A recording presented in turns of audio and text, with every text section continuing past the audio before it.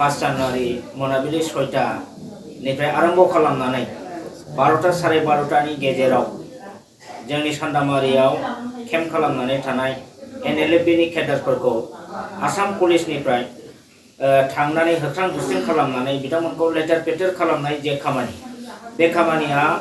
जोबोद दुखुनांथाव आरो जोबोद मुगैथाव आं कन्डेम खालामो I condemn these activities done by the police Assam police to scatter the NLFB cadres मानो condemn खालामो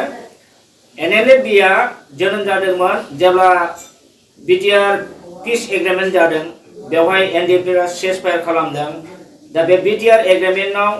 NDP फोरनि थाखाय satisfactory निश्चय माखासे दफाफ्रा satisfactory जायाखै आरो बेखायनो माखासे NDP नि केडारफ्रानो NLFB आव थांफिनदोंमोन आरो जिहेतु के BTR आव peace agreement जाबाय BTC आव peace जाबाय गतिके हाथियार दैनो मोनला होननानै स्पेशली प्रमोद बर' दैदेननाय UPPL सरकार लोगोसे बेवहाय दंफायो एबसु आरो बेवहाय जों खोनादों आसामनि चिफ मिनिस्टार हिमन्त बिश्व शर्मा बिथांमोननि इनिशिएटिभआवनो बिथांमोनहा माने हाग्रायाव थांनायनिफ्राय बेक जाबोफिनदों दा बेखायनो आं दिनै खावलायगोन BTC नि प्रमोद बर' UPPL सरकार आरो एबसु आरो हिमन्त बिश्व शर्मा आसामनि चिफ मिनिस्टार बिथांमोनहा जयैनो बे NLFB नि सायाव आलोचना खालामनांगौ सावरायनांगौ आरो बिथांमोननो गोजोनै थांनानै थानायनि राहा लामा खालामनायनि सायाव सावरायनायनि गेजेरजों बेखौ जाहाथे शान्ति जायो बिथांमोनहा जाहाथे कोनो धरननि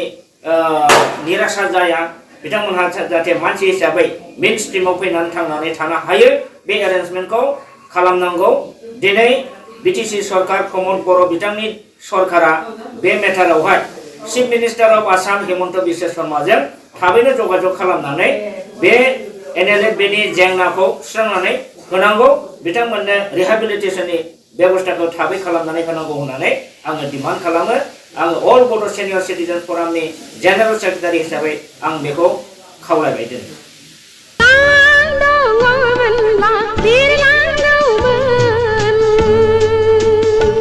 बर'नि गिबिसिन आबुं बर' सावथुन आलायारन सावथुनखौ नायनो हांखुर जानानै थानाय रायजो राजाफोरनि थाखाय गोजोनथाव खौरां आंनि सिमां गावबा गावनि आंलाय आंनिसो सानदोंमोन आलायारन सावथुनखौ अनसायगिरि रायजो राजाफोरनि थाखाय बाङाय बेसेनावनो दिन्थिनो थांखि लादों बड'सा फिल्म प्रडाक्शना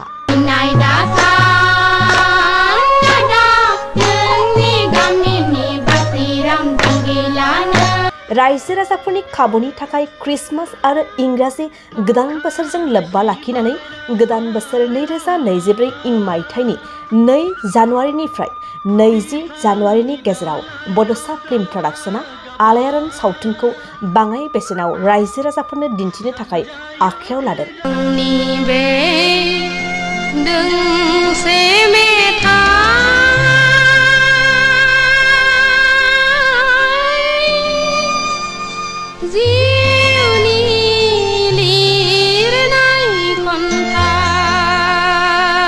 फैगौ 2 जानुवारिनिफ्राय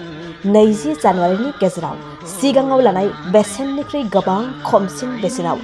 आलायारन सावथुनखौ लांनानै रायजो राजाफोरनो दिन्थिनो हागोन सुदेम बार बारनाय गोजोनग्लायनाय समाव बिरलाङो गोसोआ नोंनि सेराव क्रिसमास आरो इंराजि गोदान बोसोरजों लोब्बा लाखिनानै आलायारन सावथुनखौ अनसायगिरि रायजो राजाफोरनि थाखाय बाङाय बेसेनावनो दिन्थिनो थांखि लादों बड'सा फिल्म प्रडाक्शना गुन्जेनि खैसाराव नोंथाङा गासनबाय नोंथाङा गावनि खाफालखौ जाबाय हाखौ लामारनो नाजायोब्ला बाथ्राया गाहाम जानाय नङालै बेनिखायनो दासिमबो जुदि नोंथांमोनहा आलायारन सावथुनखौ नुवाखैब्ला थाबैनो जगाजग खालामदो आरो बाङाय बेसेनावनो लांनानै आलायारन सावथुनखौ नायनो गोसो जानानै थानाय रायजो राजाफोरनो दिन्थिहैदो नों खालि आंनो 500 रांल' हर हाया फाक्का नोंथांमोना आलायारन सावथुनखौ सिगांनि बेसेननिफ्राय गोबां खमसिन बेसेनाव लांनो थाखाय 84567666183 96786167441 आरो 7896298145 मबाइल नम्बराव फोनांजाब खालामदो।